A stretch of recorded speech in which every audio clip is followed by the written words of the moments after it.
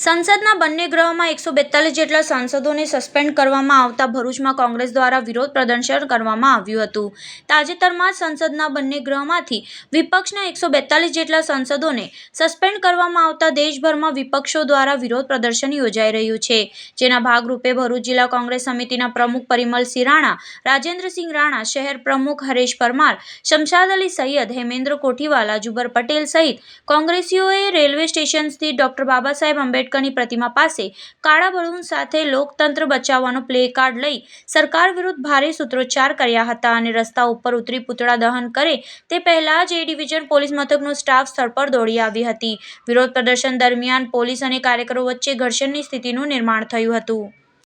સમગ્ર ભારત દેશની પ્રજાએ જોયું હશે કે સંસદમાં જે બનાવ બની રહેલો છે, આ દેશના ખૂણે ખૂણેના લોકો પણ જાણે છે કે આ દેશની અંદર કેટલી બેરોજગારી વધી રહેલી છે,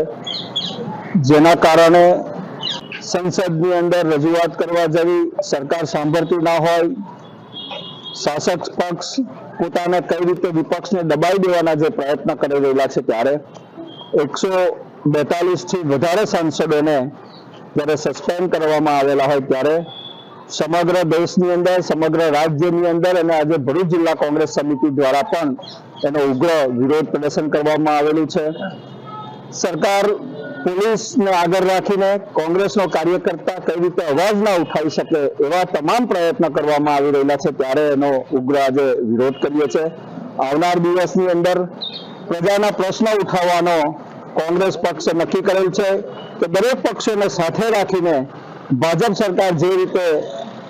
કરી રહેલી છે એની સામે કઈ રીતે દેખાવો કરે, ધરણા પ્રદર્શન કરે, આવનાર દિવસની અનેક કાર્યક્રમો કોંગ્રેસ દ્વારા કરવામાં આવશે।